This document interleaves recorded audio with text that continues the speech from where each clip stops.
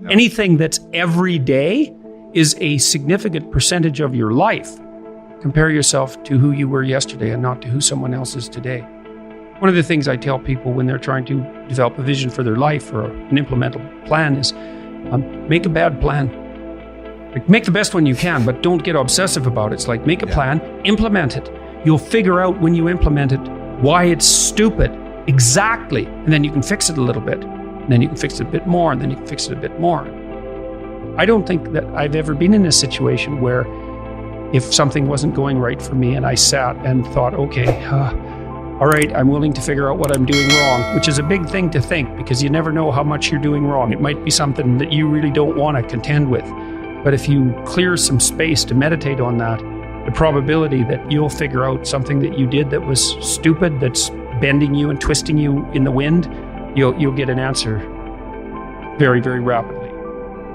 The answer to how you pay for your past sins isn't by jumping off a bridge. Well, how much do you need to be beat up? Enough so you fix the problem. No more than that. Minimal necessary force. Don't hit anything harder than it needs to be hit. That's a good rule of thumb. Is there something I can do now to atone for what I failed to do in the past? So let's say you go over your past with a fine-tooth comb and you decide you're going to take responsibility for everything that you did that was wrong and everything that you failed to do that you could have done that was right. It's like, does that change the world? It's like, depends on how thoroughly you do it. You might say it changes the world like nothing else possibly can. And I think that that's actually right. And that's also a frightening thought because it means that things would be way better than they are if you weren't so damn useless. There's this unlimited power that's associated with genius, but it's constrained. And that's really what the human spirit is like because it has this aspect of the infinite. When you don't get what you want, then a landscape of questions emerge, and those questions can resonate through different levels of your identity, from the trivial, oh, I told the joke wrong, to the profound, there's nothing desirable about me and I'll be alone for the rest of my life. It's daunting to even consider that. And then there's the discipline and responsibility that necessitates, which is also daunting. It's like, oh my God, the problem's that serious. I'm really going to have to get my act together in order to not contribute to it, much less solve it. And so the problem is terrible. And then the solution is daunting. When I commit to something and make sacrifices, if something's valuable, you'll make sacrifices to attain it. And that discovery of sacrifice, it's one of the primary factors separating human beings from animals, because we discovered that we could let go of something we value in the present and we would gain something we value even more in the future. You got to aim at something. It's like, otherwise your life is meaningless. Well, what should you aim at? Well, I don't know. Well, pick something. Aim at it. As you move toward it, you'll get wiser. Then maybe your aim will change. That's okay. But at least it'll change in an informed way. It's like discipline yourself in one dimension. See what happens. Well, that's exciting. Always take into account the cost of what you're doing now. Right? Because what people tend to think is, well, whatever I'm doing now is risk-free, and here's a bunch of options. It's like, no. Whatever you're doing right now has all sorts of risks. You're just blind to them because you've habituated to them. They've become invisible. You can't wait around to make things better on the assumption that what you're doing already is without risk. So when people come to see me clinically, for example, and maybe I'm helping them figure out what to do with their career. So they say, well, I think I might need to change jobs. It's like, okay, what's stopping you? Well, there's lots of things, right? Well, I have a job. That's something. It offers me some security. My CV isn't up to date. People don't like updating their CVs. It's partly because it's hard, but also because they're not very proud of it. So then updating your CV turns into sort of updating your life, and that's a complicated thing. And then maybe you don't like being interviewed, because most people don't, and maybe you don't like being judged. And maybe you don't like the fact that if you look for another job, there'll be 50 rejections for every one acceptance. It's like there's a whole plethora of terrible things you have to encounter if you want to change jobs.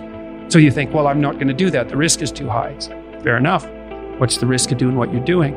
That's easy. You don't like it? Guaranteed suffering. Yeah. Well, yeah, and accelerating suffering. Because let's say you're 35 now and you don't change your job.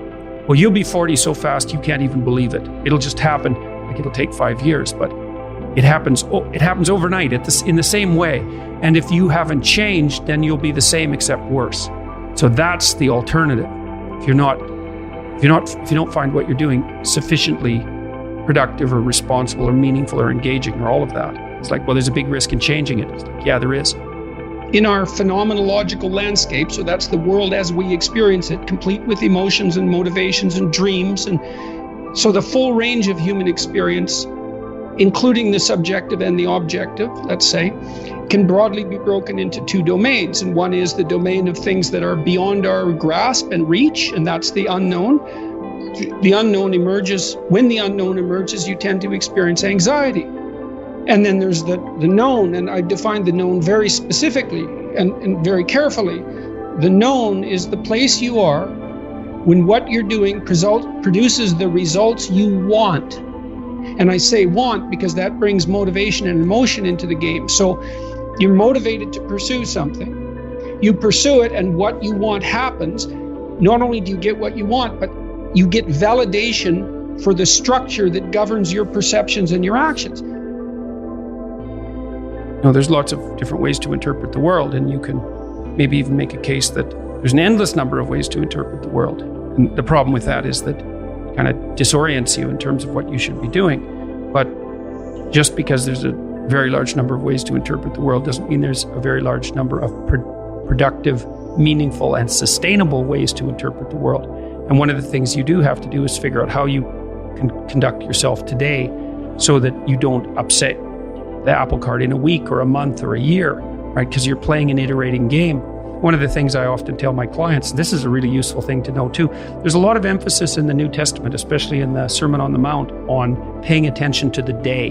The thing that's so interesting about the day is like a page in a book. Of course, there's many pages in a book, but the page repeats. And so I had one client who was spending about 45 minutes a night fighting with his young son about when to go to bed. And so, they weren't having a pleasant time of it because it was just a constant battle. And so we did some arithmetic. It's like, okay, 40 minutes a day. So that's 280 minutes a week. So that's, let's say, 5 hours. It's 20 hours a month. It's 240 hours in a year. That's 6 work weeks. That's a month and a half. You're spending a month and a half of work weeks doing nothing but fighting with your son. What makes you think you're going to like him?